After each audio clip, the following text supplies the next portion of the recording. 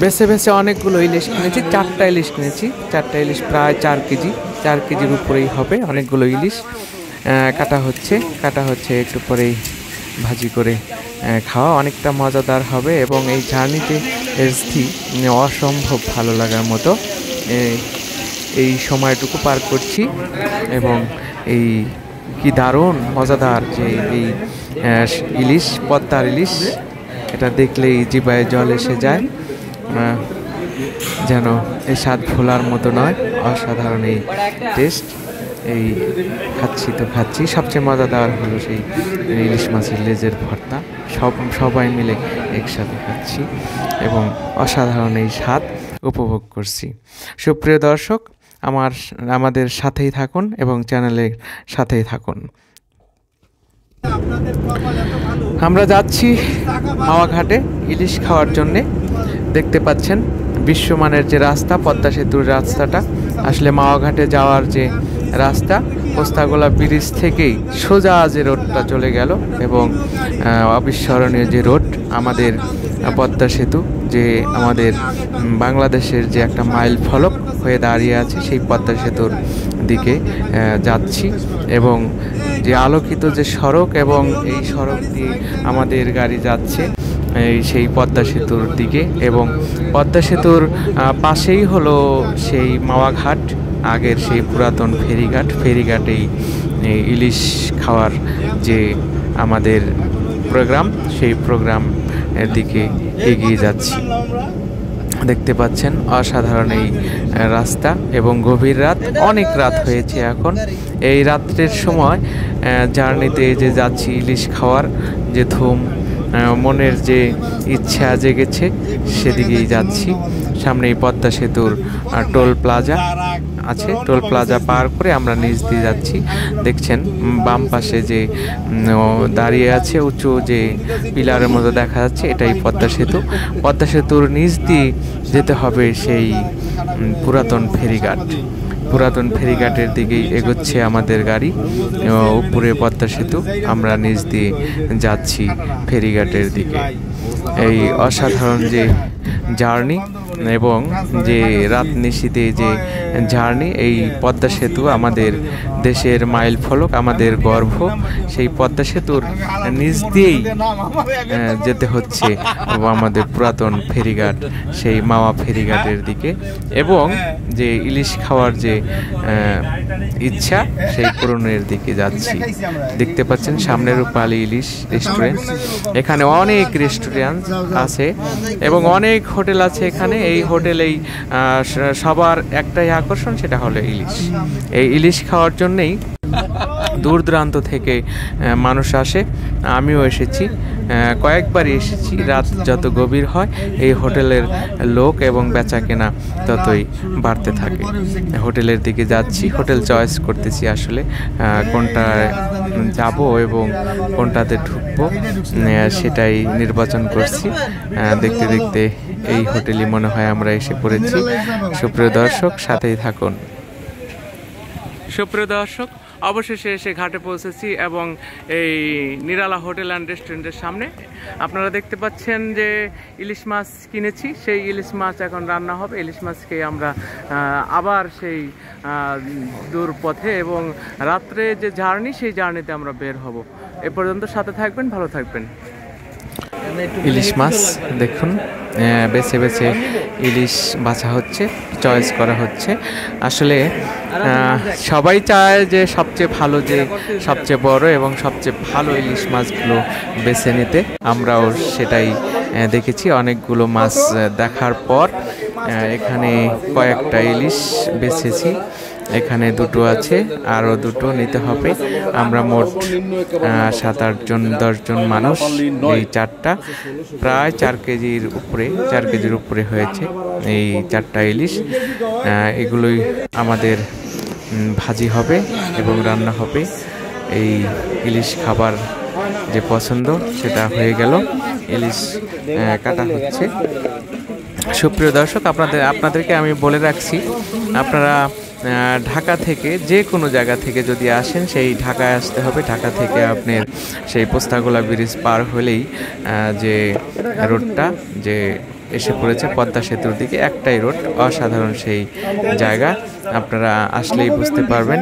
এখানে দিক নির্দেশনা আসলে বলার কিছুই নাই, একটাই রাস্তা এবং যেভাবেই আসেন না কেন সে আসতে পারবেন। শুধু পদ্মা সেতুর মাওয়াঘাট বললেই হবে, যে কোনো গাড়ি হয়তো রিজার্ভ করে আপনারা এদিকে আসতে পারবেন। দেখতে পাচ্ছেন ইলিশ যে কাটা, সেই ইলিশ কাটা হচ্ছে। এই ইলিশের খোসা ফেলানো হচ্ছে, চামড়া ফেলে দেওয়া হচ্ছে, কাটা হবে। প্রতিটা ইলিশেই ডিম হয়েছে, ডিমগুলা বের করার দৃশ্য দেখতে পাচ্ছেন। এরকম দৃশ্য অবশ্য আমরা দেখেছি আমাদের বাসা বাড়িতে, যে ইলিশগুলো কাটা হতো আগে, আমরাও কেটে থাকি শখের বশে। তো এখন আর কাটা হয় না, তো বাজার থেকে কেটে নিয়ে আসা হয়। দেখতে পাচ্ছেন ইলিশ মাছ কাটার দৃশ্য।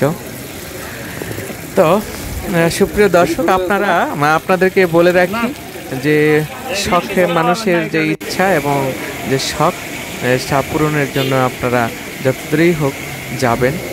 এই শখ আসলে সব সময় পাওয়া যাবে না। এই যে দৃশ্য, এই দৃশ্য আপনি কখনো খুঁজে পাবেন না। তো তেল ঢালা হচ্ছে, ইলিশ মাছগুলো ভাজি করা হবে। অবশ্য ইলিশগুলো যে মরিচ, লবণ এবং দিয়ে এই হলুদ দিয়ে মাখানো হয়েছে, এগুলো এখন তেলে ভাজা হবে। ইলিশের লেজগুলো আগে দেওয়া হলো, কারণ লেজগুলো ভর্তা করা হবে। ইলিশের ভর্তা অনেকটাই মজাদার, আমি আগে খেয়েছি, আপনারাও খেয়ে দেখতে পারবেন, ভালো লাগার মতো এবং চমৎকার চমৎকার অসাধারণ এই স্বাদ খুঁজে পাবেন আশা রাখছি। যদি আসেন তো হয়তো ভিডিও দেখেই হয়তো জিব্বা ভিজে যাচ্ছে, জল এসে যাচ্ছে, যে ইলিশ ভাজি খাওয়ার যে একটা ইচ্ছা, এবং এই ইচ্ছাগুলো অনেকটাই গোপনে পুষে রাখার যে ইচ্ছা, অনেকেই আসতে পারেন আপনারা ইলিশ খাওয়ার জন্য সেই মাওয়াঘাটে। আমিও এসেছি। এই যে দৃশ্য, এই দৃশ্যের সামনে, এবং যে এটা একটা যে মাইল ফলক, এবং রাত্রে যে পদ্মার পার থেকে, মাওয়াঘাটের পার থেকে, যেখানে একটা সময় হাজার হাজার লক্ষ লক্ষ মানুষ ফেরির জন্য অপেক্ষা করতো, পার হয়তো, সেই জায়গা থেকে এখন নীরব দর্শকের ভূমিকায় গৌরবময় যে আমাদের পদ্মা সেতু দেখি, সেই পদ্মা সেতুর পাশেই এই মাওয়াঘাটের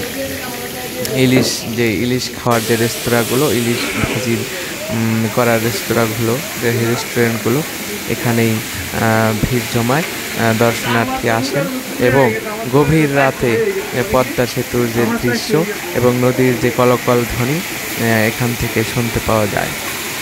ইলিশ মাছ ভাজা প্রায় শেষের দিকে, একটু পরেই খাবার দাবার হবে। দেখতে পাচ্ছেন খুবই পরিপাটি এবং যে এই গুছালো পরিবেশনা, এগুলো দেখলেও অনেকটা শান্তির। খাওয়াটা অবশ্য বড় কথা নয়, কারণ এই যে একটা আনন্দ, এর ভিতরে একটা মজা লুকিয়ে আছে, এগুলো আসলে ভাষায় প্রকাশ করবার নয়। তো দর্শক, আপনারা যদি কখনো আসেন, আমি এটা আবারও বলছি যে ঢাকা থেকে আপনারা যে কোনোভাবে আপনারা এই পদ্মা সেতুর পাশে অথবা মাওয়াঘাটের সামনে আসতে পারবেন। এই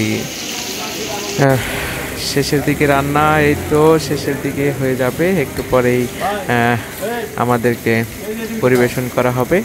এই সব নামানো হচ্ছে, খাবার খেতে বসবো।